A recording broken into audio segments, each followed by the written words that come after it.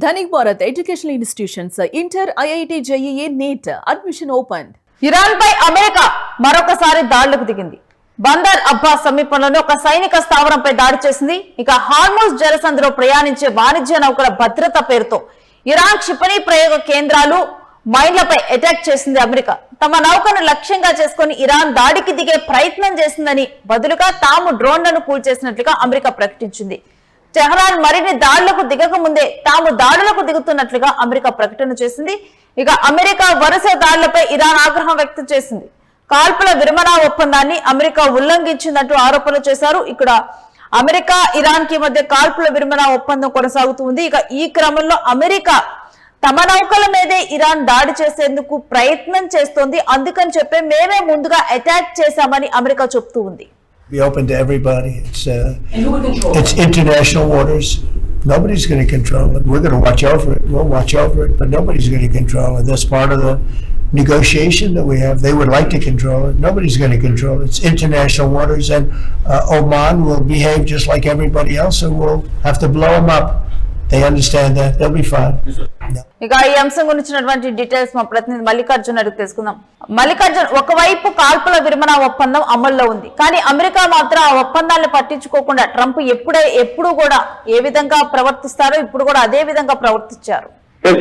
Iran అదేవిధంగా America మధ్య కూడా కాల్పుల పర్వం కొనసాగుతుందని చెప్పవచ్చు. ఉదయం నుంచి కూడా ఈ క్రమంలో ఏంటంటే అమెరికా ఈ ఘటనలో కాల్పుల విరమణ చేపట్టాలని చెప్పి తీసుకున్న నిర్ణయాన్ని కూడా అమెరికా పూర్తిగా దాన్ని దొంగలోకి పెట్టి ఈ రోజు ఇరాన్ పైన కాల్పులు జరుగుతున్నాయని చెప్పేసి కూడా ఇరాన్ తీవ్ర స్థాయిలో ఆవేదన వ్యక్తం చేస్తుంది. ముఖ్యంగా మనం చూసుకుంటే అమెరికా వాణిజ్య నౌకల పైన కూడా ఇరాన్ డ్రోన్ దాడికి పాల్పడిన క్రమంలోనే మేము తిరిగి డ్రోన్ అటాక్ కూల్చివేశామని చెప్పేసి కూడా అమెరికా చెప్తారు. అంటే పూర్తి స్థాయిలో ఇరానే ఈ యుద్ధానికి దిగింది. పూర్తి స్థాయిలో అమెరికా వాణిజ్య నౌకల్ని టార్గెట్ గా చేసుకుంటూ కూల్చడానికి ప్రయత్నం చేసింది. కాబట్టి వాటిని ప్రతిదారిగానే ఆ డ్రోన్లను కూల్చివేయడానికి మేము కాల్పులు చేస్తాం తప్ప వేరే ఏం లేదు అంటూ అమెరికా కూడా చెప్పుకొస్తున్న పరిస్థితి ఉంది. కాబట్టి హార్మోజ్ జలసంధి వద్ద కూడా భారీ ఎత్తున ఉద్రిక్తత పరిస్థితులు చోటు చేసుకుంటున్నాయి. ఎందుకంటే గత కొద్ది రోజుల నుంచి ఇక్కడ హార్మోజ్ జలసంధి మూసివేయడము, ఆ ప్రాంతంలో ఉన్నటువంటి నౌకల పైన కూడా భారీ ఎత్తున అమెరికా కూడా కాల్పులు జరుపుతోంది. కాబట్టి ఏదో గతంలో తీసుకున్నటువంటి నిర్ణయం అయితే ఆ నిర్ణయాన్ని ట్రంప్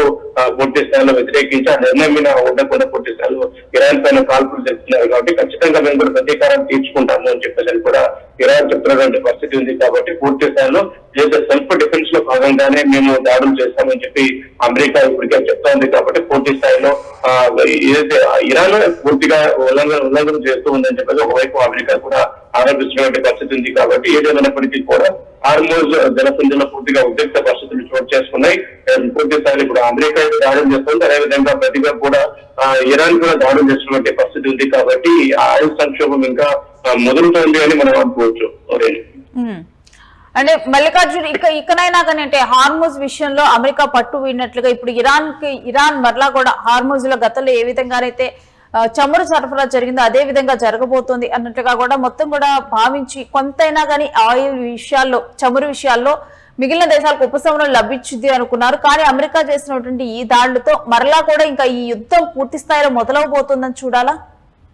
ఖచ్చితంగా కూడా యుద్ధం ముగిసింది. రెండు దేశాల మధ్య ఒప్పందాలు కుదిరాయి. అనేక డిమాండ్లకు కూడా ఇరాన్ తొలగి కొన్ని అంశాలను కూడా తగ్గి అమెరికాతో చర్చలు జరిపింది. ఇంకా అంతా సుఖవంతంగా అవుతుంది, అందరికీ కూడా ఈ ఆయిల్ అందుతుంది అని చెప్పేసి అనుకున్న క్రమంలో కూడా ఒక్కసారిగా మళ్ళీ ఈ రోజు చెలరేగినటువంటి ఈ యుద్ధం ఏదైతే ఉందో దీంతో మరింత జటిలమైంది సమస్య అని మనం అనుకోవాలి. ఎందుకంటే ముఖ్యంగా ఇరానే చేసింది దాడులు అని చెప్పేసి అమెరికా ఆరోపిస్తుంది, కానీ మేము ఎలాంటి దాడులు చేయలేదని చెప్పి మరోవైపు ఇరాన్ చెప్తున్నటువంటి పరిస్థితి. అమెరికా వాణిజ్య నౌకలను టార్గెట్ గా చేసుకుని వారు 4 డ్రోన్లను పూర్తిగా డ్రోన్లతో సాయంతో కూడా ప్రయత్నం చేశారు. కాబట్టి ఈ నేపథ్యంలో వాటిని కూలగొట్టారని చెప్పి మరొకసారి అమెరికా చెప్తుంది. కాబట్టి పూర్తి స్థాయిలో ఈ యుద్ధ వాతావరణం అనేది ఇంకా ఆగడం లేదు. ఎందుకంటే ఇప్పుడు ఇరాన్ కి చాలా ముఖ్యమైనటువంటి హార్మోజ్ జలసంధి ఏదైతే ఉందో అక్కడ చాలా నౌకలు కూడా నిలిచిపోయాయి. కాబట్టి కొద్ది నుంచి అక్కడే ఉండిపోయినాయి. కాబట్టి ఆ ప్రాంతాన్ని టార్గెట్ గా చేసుకొని అమెరికా వాంటెడ్ గా దాడులు చేస్తూ ఉందని చెప్పేసి కూడా ఇటు ఇరాన్ ఆరోపిస్తుంది. కాబట్టి ఏదైనా యుద్ధం ముగిసి పూర్తి స్థాయిలో శాంతి చర్చలు జరుపుకొని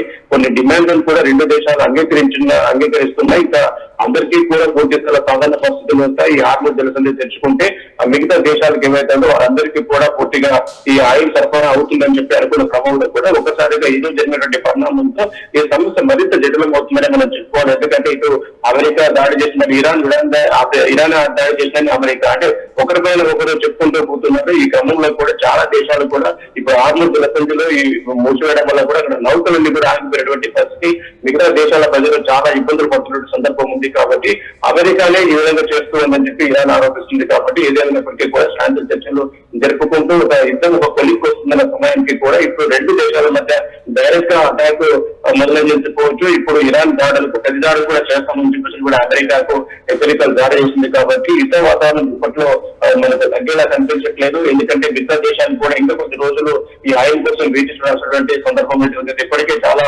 విపత్కరమైనటువంటి పరిస్థితులు ఎదుర్కొంటున్న భారతదేశంతో పాటుగా మిగతా దేశాలకు కూడా ఈ హార్మోజ్ జలసంధి నుంచే ఆయిల్ సరఫరా ఎక్కువగా అవుతుంది. కాబట్టి ఈ క్రమంలో ఈ రెండు దేశాల మధ్య ఉన్నటువంటి ఈ వైరుధ్యం వల్ల కూడా మిగతా దేశాలు ఇబ్బందులు పడుతున్నటువంటి పరిస్థితి, ఇతర ప్రాంతాల నుంచి కూడా ఈ ఆయిల్ అత్యధిక ధరకు కూడా కొనుగోలు చేయాల్సినటువంటి దుస్థితి ఉంది. కాబట్టి పూర్తిగా రెండు దేశాలు శాంతి ఒప్పందం చేసుకుంటే బాగుంటుందని ప్రపంచ దేశాలందరూ కూడా ఆలోచిస్తున్నప్పటికీ కూడా ట్రంప్ నిర్ణయాల్లో మార్పు ఉండటం లేదు, ఒక నిర్ణయం పైన ఉండడం లేదని చెప్పేసి కూడా పూర్తిగా ఆగ్రహం వ్యక్తం చేస్తుంది. అనేక డిమాండ్లకు కూడా ఇరాన్ తరలికి పూర్తిగా అతనికి మాటలు డిస్కషన్ జరిగిన సందర్భంలో కూడా మరొకసారి ఆయన తన నిర్ణయాన్ని మార్చుకొని పూర్తిగా ఇరాన్ జలసంధిలో ఉన్నటువంటి ఈ ఏదైతే నౌకల పైన కూడా దాడులు చేసేందుకు అమెరికా ప్రయత్నం చేస్తోంది.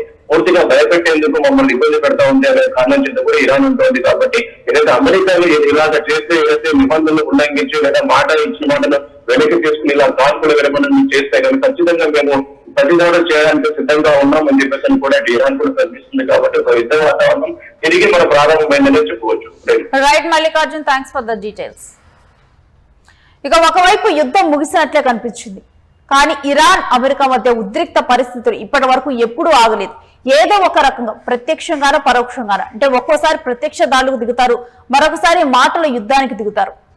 ఒకవైపు ఇరాన్ అమెరికాను ఉద్దేశిస్తూ ట్వీట్స్ చేస్తుంది, అమెరికా కూడా ఇరాన్ ని ఉద్దేశిస్తూ వ్యాఖ్యలు చేస్తుంది. కానీ మరొక వైపు మేము ఒప్పందం దిశగా అడుగులు వేస్తున్నాం, ఇక ఈ యుద్ధం ఆగుతుంది అన్నట్లు సంకేతాలు ఇస్తారు. ప్రపంచ దేశాలన్నీ ఎప్పుడు యుద్ధం ఆగుతుందని ఎదురు చూస్తాయి. ఇదే క్రమంలో అమెరికా అనుకోకుండా అనూహ్య దాడులకు దిగుతూ ఉంటుంది.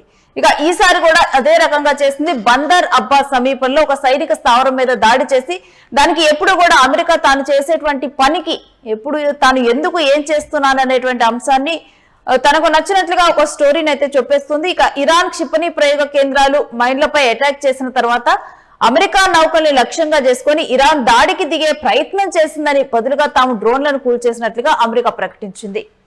ఇక టెహరాన్ మరిన్న దాడులకు దిగక ముందరే తాము దాడులకు దిగుతున్నట్లుగా అమెరికా ప్రకటించింది. ఇక దీంతో మరొకసారి ఈ ఇరు దేశాల మధ్య దాడులు తప్పనిసరి పరిస్థితి అన్నట్లుగా కూడా వాతావరణం మారింది.